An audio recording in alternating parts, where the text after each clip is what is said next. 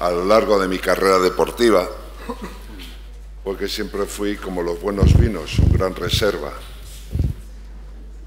Después de salir el titular, viene el reserva, más o menos a decir lo mismo, pero con otras palabras. Yo cada vez que vengo a una charla de estas, a un foro de estos, digo, ¿qué pinto yo allí? Si yo he sido jugador de baloncesto.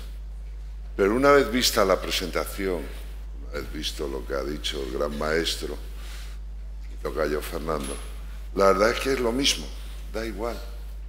Todos estamos hablando de lo mismo y todos nos basamos en lo mismo, que es la ilusión, la capacidad de esfuerzo y otras muchas cosas. En mi caso, ¿qué es lo que aporté yo al baloncesto en este caso? La diferencia. Yo soy un tío distinto. Se ha encargado el de recalcarlo. Yo, por si alguien no se había dado cuenta, soy alto. Joder, a lo mejor ahora no parece, pero hombre, cuando empecé yo en el 75 era el único alto que había en España. Y luego, al cabo del tiempo, analizando un poco esto, dije, joder, oye, estamos en un mundo en el que la moda impera, todos estudiamos bajo un método, todos vamos vestidos incluso igual. Yo tengo una hija cumple además hoy 19 años. Salió a padre y a madre, con lo cual es alta, y el gran problema era que no podía ser igual que el resto de las niñas, porque ella quería unas Hunter, no sé qué son unas Hunter, unas botas de pescador que parece que se llevan mucho ahora, y claro, no había Hunter para su número. Ella se quería vestir en H&M, y en H&M cuando la veían salía despavorida la chica, pues sabía que no había nada para ella. Pero eso, que para ella es un problema, para mí fue una ventaja cuando me metí en el mundo del baloncesto. Tú has citado a grandes filósofos, grandes escritores. Yo, como buen jugador de baloncesto y pívot que soy, cito al base, que es el que manda en el campo, que es Juan Antonio Corbalán, y siempre nos decía, dentro de las charlas que teníamos, que nos pasamos la vida buscando un hueco en ella. Nunca parece que lo encontremos, pero digamos que este viaje buscando el hueco en la vida nos ha llevado a muchos sitios. Y el éxito, probablemente el éxito, está en que nadie te invite a olvidarlos. Es decir, vosotros tenéis una vida por delante, os va a llevar a muchos sitios, por favor. No olvidéis nada de lo que hayáis hecho, porque ahí radicará vuestro éxito. Cuando empezamos en algo, en una actividad, lo importante es tener un referente, tener alguien a quien emular. Yo, desde luego, he tenido a alguien a quien emular. Bueno, a todo esto, las fotos que vais a ver, si alguno os suena, es que ya peináis canas y peináis algo, ¿eh? Como veis, la mayoría son en blanco y negro. Esto es la selección española del año no sé cuántos, pues probablemente del 70 y pocos. Ahí vemos a un Corbalán con pelo, está ahí. Y ahí vemos mis grandes referentes, indudablemente, Clifford Luick, un gran pívot, Rafa Rullán, con el que tuve más tiempo para estar con él, con el cual aprendí mucho, Antonio Díaz Miguel. Estos son mis referentes. Yo, una vez que me metí en el baloncesto, yo me metí en el baloncesto porque soy alto. O sea, por casualidad. A mí me vieron por la calle, yo no tenía ni idea y me dijeron, oye, tío, ponte a jugar a baloncesto, que no hay que... Además, yo soy de Coruña, por eso me sale un poco la gaita cuando le digo, oye, tío, ponte a jugar a baloncesto, porque hay que aprovechar tu altura. Y entonces yo me metí a jugar a baloncesto. Pero una vez que entré, enseguida lo que vi es que tenía unos referentes. Y probablemente los referentes estén en este equipo. O sea, Clifford Luig, Rafa Rullán, compañeros que tuve, Juan Corbalán, Bravender allí. Bueno, la verdad es que grandes jugadores, grandísimos jugadores, que me marcaron un camino. Pero claro, a ver, una vez que te metes en una actividad como esta, te entra miedo a lo desconocido. El miedo yo creo que es una máxima que nos va acompañando a lo largo de la vida, no solo en el baloncesto, sino en lo normal, en la vida ordinaria, podríamos decir, ¿no? Ese miedo a lo desconocido,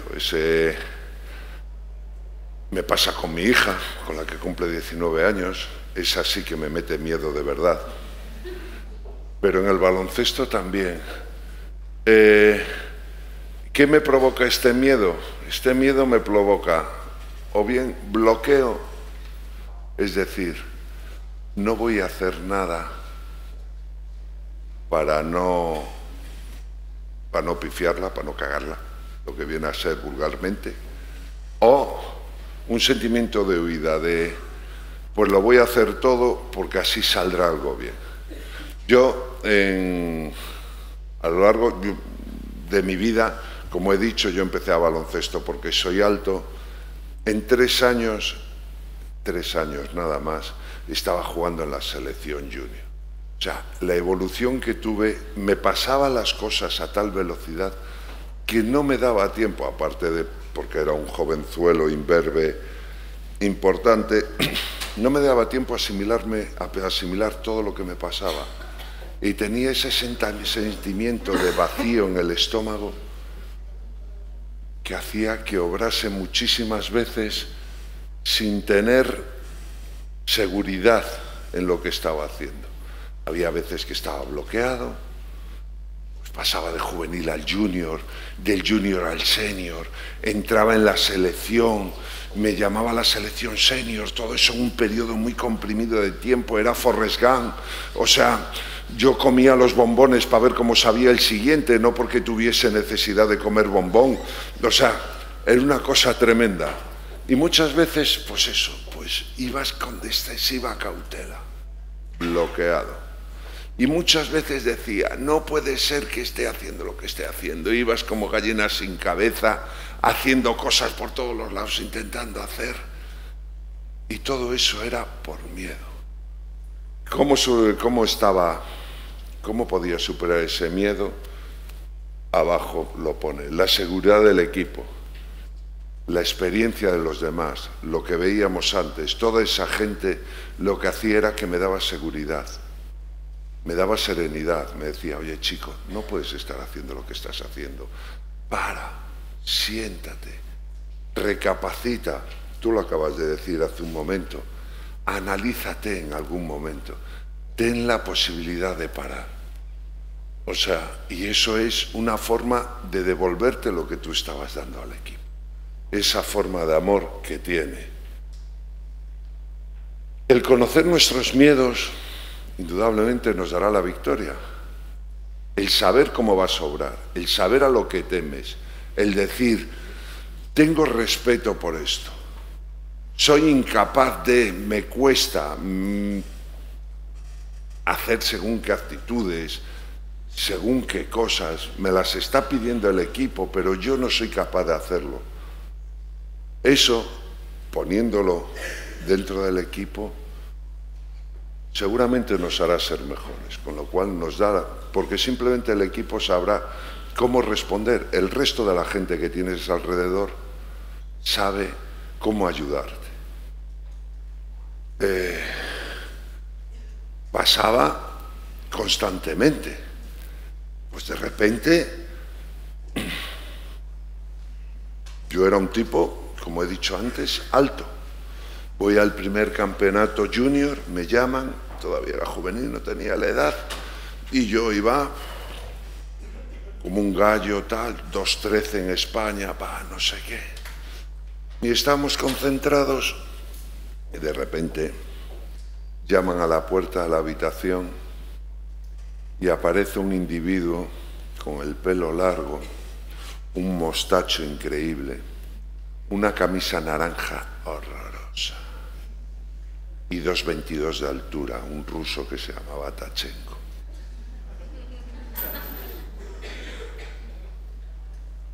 No podéis creer cómo me vine abajo en ese momento. Porque todo eso que aportaba yo al equipo se quedó en nada. O sea, decía, ¿y cómo me voy a comer yo a este individuo? Y la verdad es que salías a jugar contra él y salías más pensando en lo que tenías que hacer que en hacer lo que tenías que hacer. Pero bueno, al fin y al cabo la experiencia me dio que conociendo ese miedo, ese respeto que tenía a los jugadores mucho más altos que yo, aprendí a mejorar, a ser lo suficientemente bueno para poder ganarles en algunas ocasiones. La verdad es que tengo que reconocer que más bien pocas contra el equipo de la URSS, pero bueno, pero hay que conocer, hay que saber a lo que tememos, hay que saber lo que queremos. Y vamos a ver también, para no agobiaros un poco, una película. Yo, por si no lo sabéis, una vez que me retiré del baloncesto, me puse a jugar otro deporte. Jugué a fútbol americano. Entonces el fútbol americano me gusta. Y hay una película muy tonta que se llama Equipo a la Fuerza, pero que relata un poco lo que son nuestros miedos y lo que son y cómo podemos salvarlos, ¿no? Está bien. Entrenador, son suyos. Despierta. El domingo pasado vi en el campo a un equipo que se entregaba a fondo para ganar un partido. Y perdimos. No por falta de esfuerzo ni de ganas, sino por falta de liderazgo, por falta de confianza. Uno de esos temas ya se ha resuelto. Pero el liderazgo no sirve de nada si un equipo no cree en sus compañeros. Los jugadores pueden pasar años juntos antes de poder confiar entre sí. Y yo os pido que lo hagáis en una semana. No es muy razonable, pero estos no son tiempos razonables. Sé que estáis todos preocupados por el próximo domingo. Pero un hombre de verdad admite sus temores. Eso es lo que os pido que hagáis esta noche. ¿Quién quiere empezar? Hablemos de vuestros temores. Temores.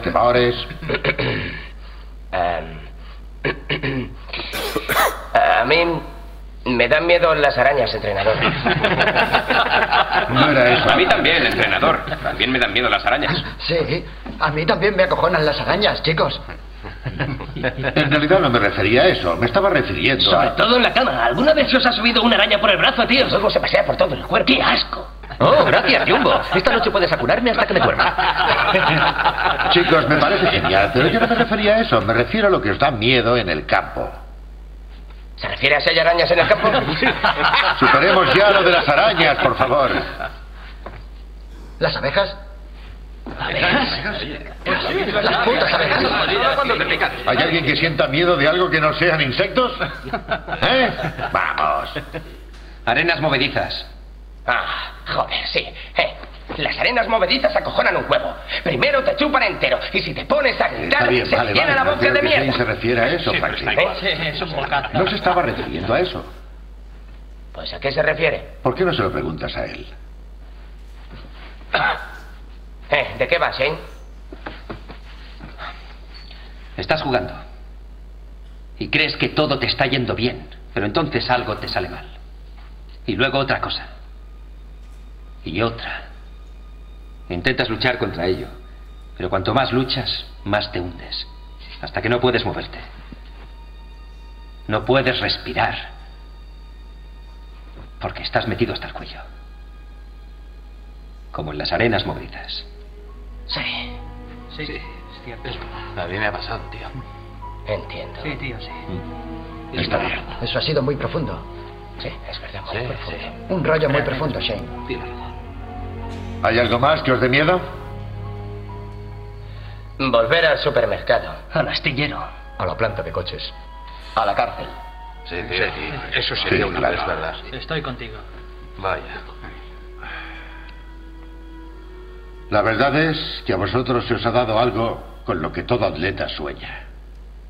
Una segunda oportunidad. Y tenéis miedo de pifiarla.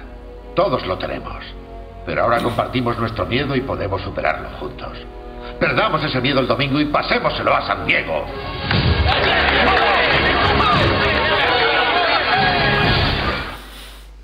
Sí, acabamos de ver en una película un poco lo que es los miedos. Cada uno tenía su miedo guardado, pero el ponerlo en común, el darlo, es lo que ha hecho que el equipo se uniese. Hay muchas veces en las que todos tenemos respeto por las cosas con las que estamos a hacer, con las que vamos a hacer. Cuando estamos en una organización empresarial, cuando estamos en un equipo deportivo, da igual.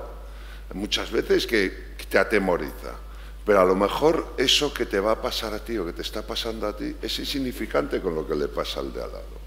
Entonces es bueno ponerlo en común, eso une. O sea, une mucho más. Lo que dicen, no, hay que aprender de las derrotas, claro. Une mucho más la desgracia, incluso que la alegría. Parece que cuando las cosas salen rodadas y tal, como que no le damos importancia, todos nos ponemos, no analizamos, vamos viviendo, tal, no sé qué. Cuando las cosas no salen bien es cuando verdaderamente nos venimos abajo, analizamos todo con mayor, ¿por qué será? ¿Por qué no será? ¿Qué será esto? Hay que ponerlo en común, hay que dejar que el equipo nos ayude. Vamos a poner en común ese miedo, a hacer equipo con esto. Y esto es un poco lo que pasa en esta película. Una vez que estaba en el equipo también tenía que buscar un referente, como decía. Tenía mis ídolos, pero dentro del equipo mis ídolos iban yendo, yo tenía que tener un referente. Mi referente eran mis compañeros. Yo estaba en el Real Madrid,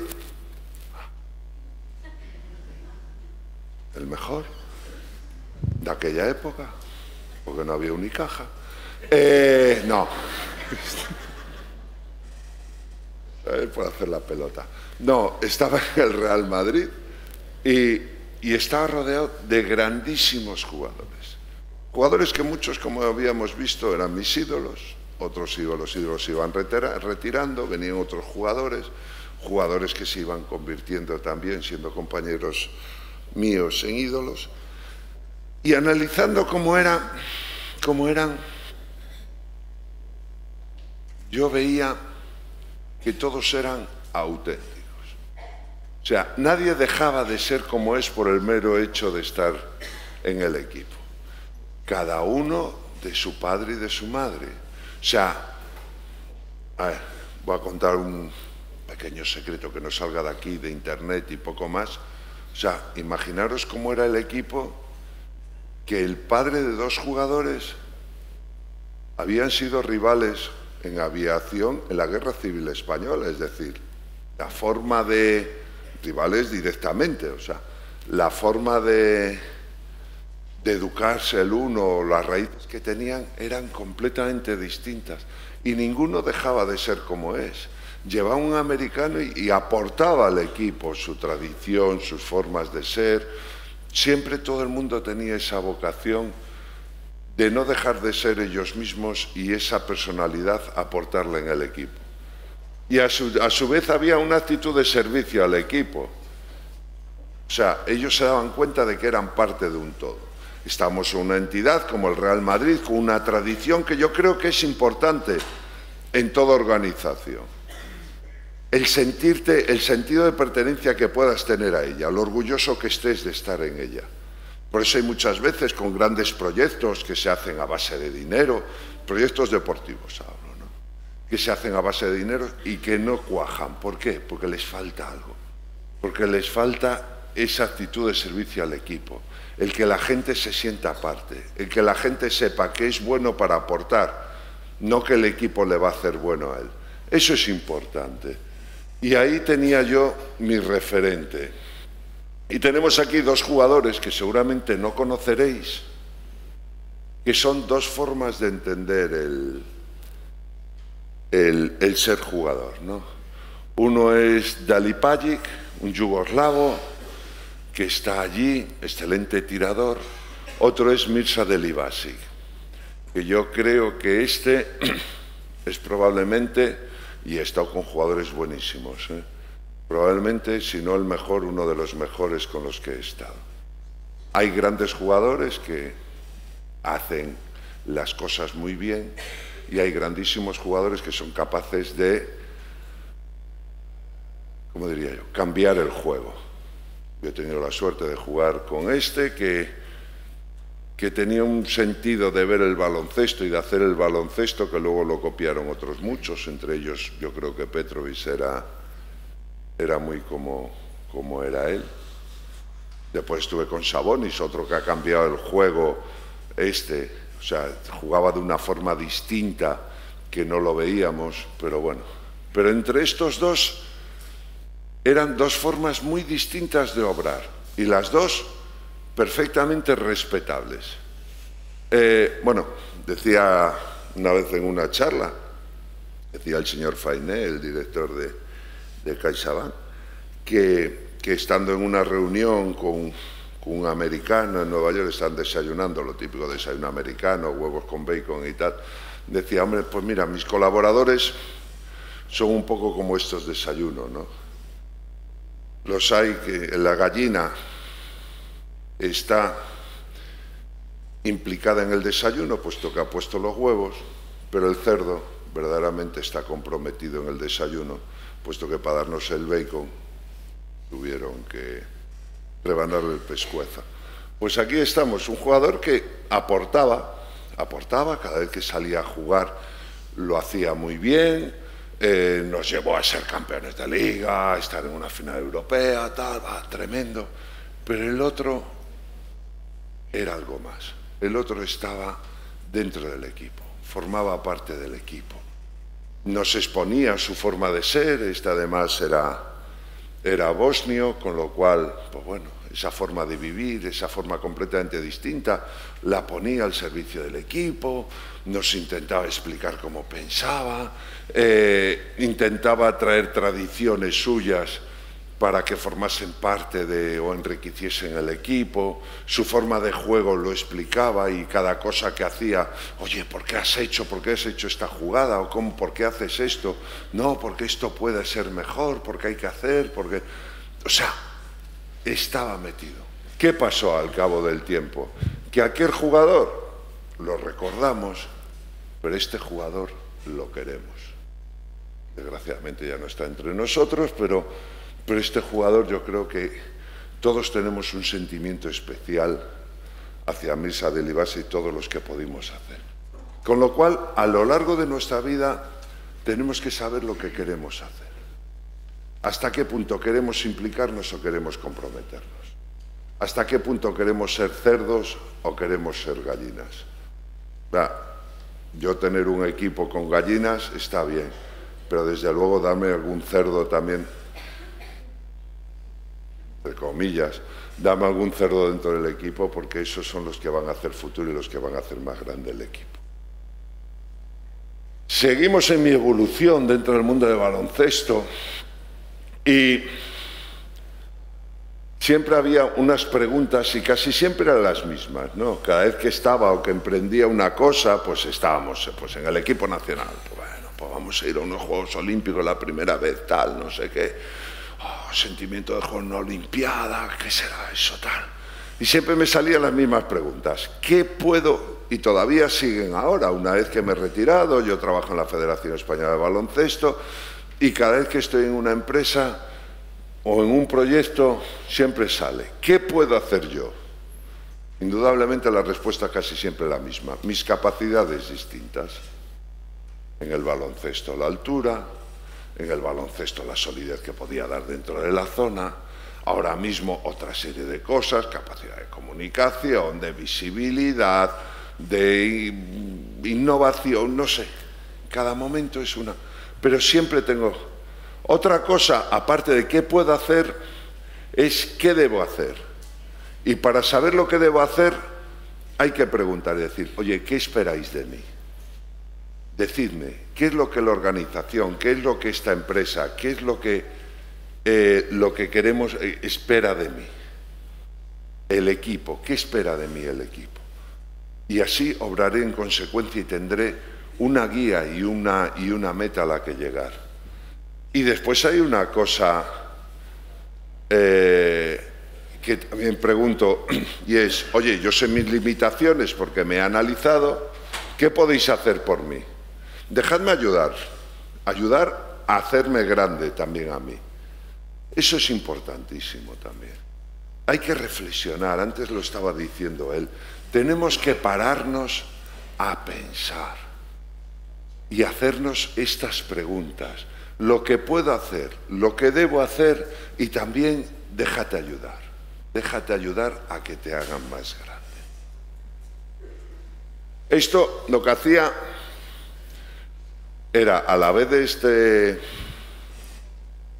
faceta laboral, de esta faceta deportiva, también daba sentido a mi vida.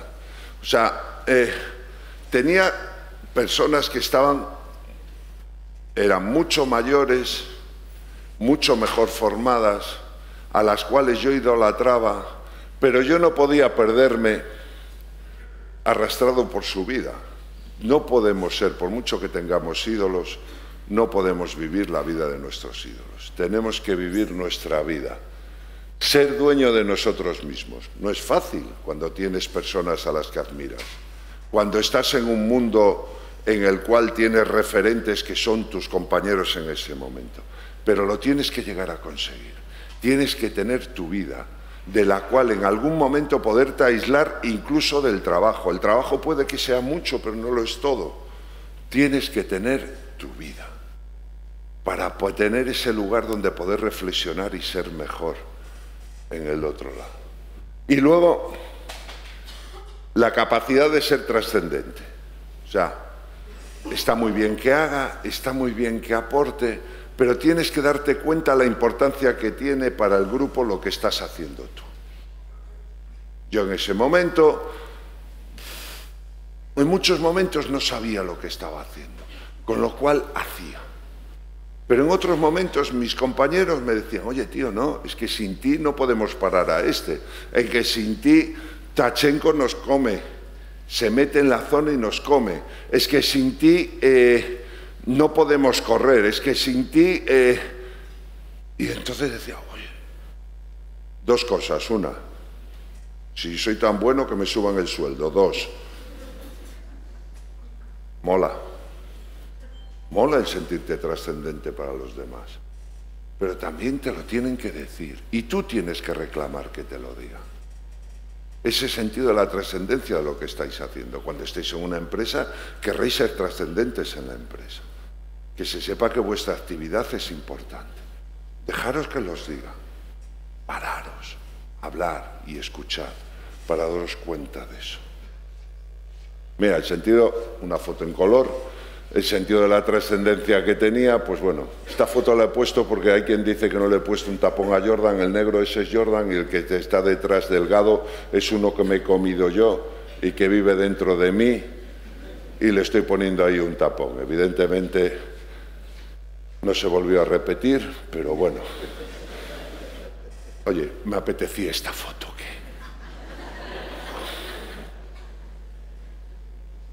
La diferencia y la integración. Hombre, indudablemente la diferencia en mi caso está clara.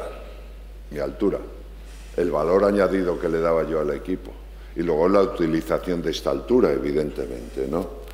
Pero eso era la diferencia, lo que aportaba yo de distinto al equipo, lo que hacía que el equipo se sintiese mejor, esa diferencia. Después la integración.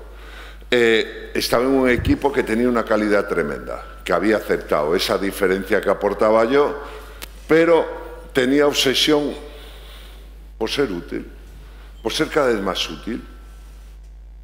Necesitaba que me dijesen y poder demostrar lo útil que era. Y para ambas cosas, ¿qué necesitaba? ¿Qué tenía que hacer? Trabajar, mejorar. muchas veces el trabajo no está solo encaminado en la formación, no está solo encaminada en lo que estaba haciendo. La formación de un baloncestista no solo está en una cancha de baloncesto. Muchísimas veces te tienes que formar en otras cosas. Por eso aquí hay dos imágenes, pues una corriendo, los dos soy yo, lo juro, aunque no lo parezca. Los dos en un bosque corriendo, haciendo en la casa de campo haciendo cuestas, en otro saltando vallas, haciendo ejercicios totalmente de atletismo, con un preparador físico que decía que entrenaba paralímpicos, porque entrenaba al campeón de España de velocidad, al campeón de España de salto de altura y al baloncestistas y todos blancos. Decía, dadme un jugador de color, por favor, que esos tienen más calidad que todos vosotros. Lo que tengo que trabajar contigo, lo que tengo que hacer conmigo para sacar un poco de valor, pues indudablemente cada vez que llegaba un jugador de color, pues bueno, pues con él trabajaba. Ese trabajo era lo que hacía que cada vez fuese mejorando y cada vez fuese más útil para el equipo. Y ese trabajo también me hacía vivir en equilibrio en lo emocional, con mi familia y mis amigos, es decir, mis compañeros de viaje, lo cual me permitían crecer, porque para crecer dentro del equipo también tenía que tener seguridad fuera. En lo físico, el sacrificio, la constancia y la disciplina me hacía tener seguridad. Cuando mejor estaba físicamente, más seguro estaba en el campo. Y en lo técnico, la mejora técnica me hacía mejorar, y yo era consciente de que lo hacía cada vez mejor. Aquí tenemos una imagen jugando contra los Celtics. Hace poco se rehizo el equipo, se volvió a hacer el partido y casualmente fue el mismo resultado de lo que tuvimos nosotros contra los mejores Celtics de la historia. Bueno, ahí lo dejo. El equipo, ¿qué me aportaba? Pues un sentimiento de pertenencia. Yo estaba orgulloso de sentirme parte del equipo. Y eso me daba un equilibrio personal, fomentado indudablemente por el equipo en el que estaba y el papel relevante que tenía. Era Romay, estaba en la selección, estaba en el Madrid. Joder, eso mola una barbaridad. Y después, a su vez, llegaba gente joven. Y lo que me habían dado los jugadores que vimos en la primera foto, lo tenía que hacer, era un legado que tenía que trasladar. Es una especie de eso, aquí pone herencia emocional, yo lo pondría simplemente como herencia, una herencia que debía transmitir. ¿Por qué? Porque el equipo tenía que seguir siendo grande incluso después de mí, y la mejor manera era seguir haciendo las cosas mejoradas, pero que se llevaban. Por ejemplo, el equipo nacional, pues tonterías que tienen, pues de jugar a la pocha, tal, son cosas que han heredado de nosotros. A nosotros nos sentimos orgullosos que el equipo de ahora siga haciendo las cosas que hacíamos nosotros. Evidentemente, otras muy distintas porque los tiempos han cambiado, que es una barbaridad. Pero esa herencia emocional yo creo que se debe transmitir para seguir teniendo ese sentimiento de equipo. Grandes jugadores hacen grandes equipos y grandes equipos hacen grandes jugadores, indudablemente. Y eso que hace que tengas protagonismo. Tú eres un grandísimo jugador que ganas campeonatos, pero a su vez, por mucho, si yo no estuviese en el Madrid, pues seguramente yo no sería lo que fui dentro del mundo del baloncesto. Y ahora vamos a ver otro vídeo. Spread my wings and fly away. I believe I can soar. I see me running through that open door. I believe I can fly.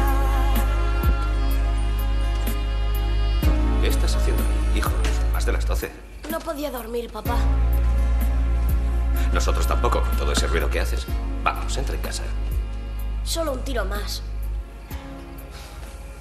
Está bien. Solo uno. Sí. Buen tiro. Lánzalo otra vez.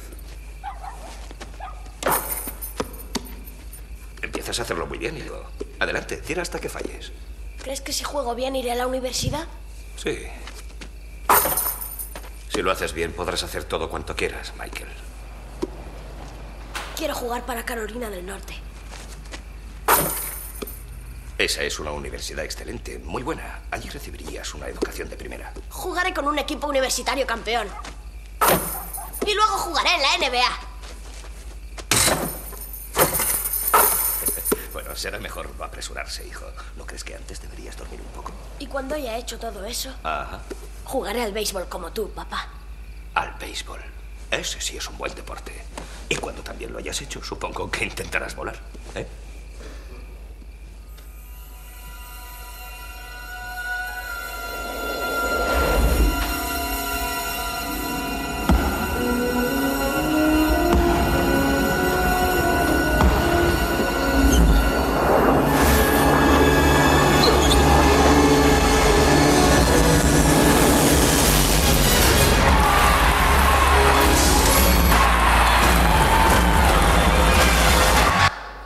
Bueno, ese sí que fue trascendente. Que me apetece muchísimo. Esa es una imagen de la película de Space Jam, el principio, en el cual hay muchas veces que no sabemos cómo llegamos a donde llegamos.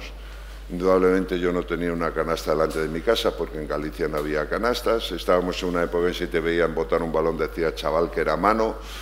¿Qué haces botando un balón? Tú dale patadas. Era muy distinto todo, pero seguramente en algo no me ha ganado Jordan. En lo demás ganaba en todo, pero en él no me ha ganado. Y es en lo que me gustaba, lo que hacía y el orgullo que tenía de representar lo que representaba.